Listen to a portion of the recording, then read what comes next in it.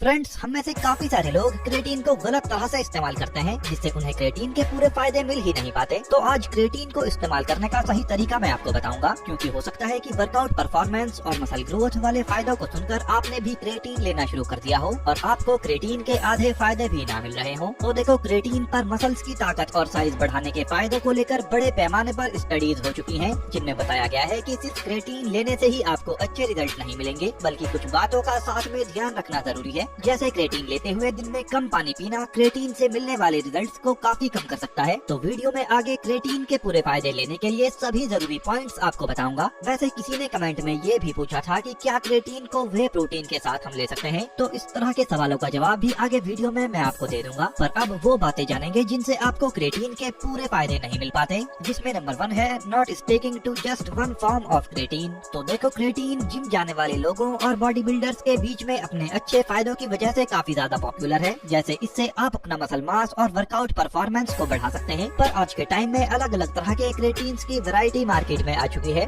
जिससे कौन सा क्रेटीन हमें लेना चाहिए ये काफी कंफ्यूजिंग हो गया है। जैसे क्रेटीन नाइट्रेट, क्रेटीन HCl, इसके अलावा क्रेटीन मोनोहाइड्रेट भी मार्केट में मौजूद है। तो आपको कौन सा क्रेटीन लेना चाहिए, या फिर क्या एक से ज्यादा क्रेटीन लेना आपको ज्यादा फायदा करेगा? तो इसका सिंपल सा जवाब है कि आपको सिर्फ एक ही तरह का क्रेटीन लेना चाहिए, और जिसमें ज्यादातर फिटनेस एक्सपर्ट्स, बॉडी बिल्डर्स और साथ में मेरा भी सजेशन रहेगा कि आप क्रेटीन मोनोहाइड्रेट का इस्तेमाल करें, क्योंकि क्रेटीन मोनोहाइड्रेट लेने के फायदे स्टडीज से भी प्रूव हो चुके हैं। पर फिर भी अगर आप दूसरा क्रेटीन इस्तेमाल करना चाहते हैं तो ये फैसला आपका रहेगा। पर आप जब क्रेटीन इस्तेमाल करें तब आपको लगातार और सही अमाउंट में, मतलब 3 ग्राम रोजाना क्रेटीन इस्तेमाल करना चाहिए। नंबर 2, आपका ये सोचना गलत है कि क्योंकि आपने क्रेटीन लेना शुरू कर दिया है तो आपको अगले ही दिन से बॉडी में ज्यादा ताकत और मसल ग्रोथ दिखने लगेगी, क्योंकि हालांकि क्रेटीन एक ट्रस्टिफाइड और वेल रिसर्च सप्लीमेंट है बॉडी में ताकत और मसल ग्रोथ बढ़ाने के लिए, पर ये किसी जादू की तरह से काम नहीं करता। तो इसे लेने के अगले ही दिन से आप ज्यादा वजन उठाने लग जाएंगे या फिर मसल ग्रोथ आपको ज्यादा दिखाई देने लगेगी।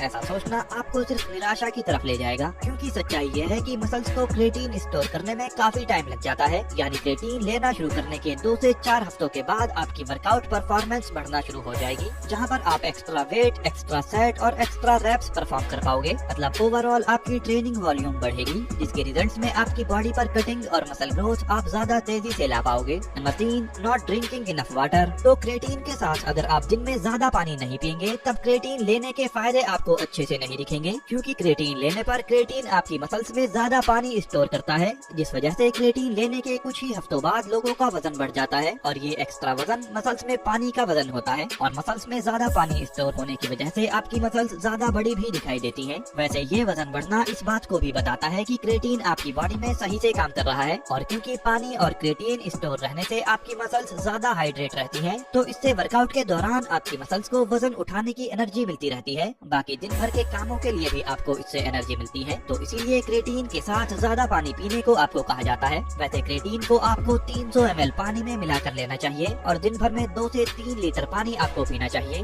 जिससे क्रेटीन के पूरे फायदे आपको मिल सके। पर मान लो आप पानी ज्यादा पी रहे हैं पर फिर भी आपको अच्छे रिजल्ट नहीं दिख रहे, तो शायद आप ये गलती कर रहे हो सकते हैं, जो कि नंबर 4 पर है, ज्यादा कैफीन लेना। तो ज्यादा कॉफी या दूसरा कोई कैफीन लेने से आपकी बॉडी क्रेटीन को सही से एब्जॉर्ब नहीं कर पाती, क्योंकि कैफीन एक नेचुरल डायरेटिक है, जिसे ज्यादा लेना बॉडी में डिहाइड्रेशन कर सकता है। क्योंकि जब आपकी बॉडी में कैफीन जाता है तब आपके पिट्यूटरी ग्लैंड को वैसोप्रेसिन नाम के हार्मोन के सेक्रेशन को रोकने का सिग्नल मिलता है, जिसके रिजल्ट में आपकी किडनीज कम पानी को एब्जॉर्ब कर पाती हैं, और ज्यादातर पानी यूरिनेशन के थ्रू बॉडी से निकल जाता है, जिससे अगेन आपकी मसल्स को क्रेटीन स्टोर करने के लिए इनफ वाटर नहीं मिल पाता। वैसे देखो, मैं ये नहीं कह रहा कि आपको कॉफी पीनी छोड़ देनी चाहिए, क्योंकि कॉफी में इतना कैफीन नहीं होता जो बॉडी को डिहाइड्रेट कर दे। पर जब आप कैफीन को दूसरे फॉर्म्स में लेते हो, यानी मान लो आप कोई कैफीन सप्लीमेंट लेते हो, तब कैफीन क्रेटीन के एब्जॉर्प्शन को कम कर सकता है। फ्रेंड्स, वीडियो में आप यहाँ तक आए हैं तो चलो मैं आपके क्रेटीन से जुड़े कुछ सवालों के जवाब दे देता हूँ। तो पहला सवाल है कि क्या क्रेटीन को हम वे प्रोटीन के साथ मिलाकर ले सकते हैं? तो क्रेटीन और वे प्रोटीन में अच्छा तालमेल है, क्योंकि एक तरफ क्रेटीन का मेनली इस्तेमाल परफॉर्मेंस बढ़ाने के लिए और high intensity short duration exercises की परफॉर्मेंस बढ़ाने के लिए किया जाता है, जबकि वे प्रोटीन मसल्स की ग्रोथ और रिकवरी के लिए जरूरी होता है। और एक्सपर्ट्स ने भी क्रेटीन और प्रोटीन के बीच में कुछ ऐसा नहीं पाया जिससे इन दोनों को साथ में ना लिया जा सके। तो प्रोटीन और क्रेटीन को लेने के लिए आपके पास 2 ऑप्शन है। पहला कि आप क्रेटीन और प्रोटीन को एक साथ ले सकते हैं, जो कि आपके लिए फायदेमंद हो सकता है, खासतौर पर अगर आप अच्छी डाइट और रेगुलर वर्कआउट वर्कआउट करते हैं, या फिर दूसरा ऑप्शन है कि आप क्रेटीन और प्रोटीन को अलग अलग टाइम पर इस्तेमाल करें,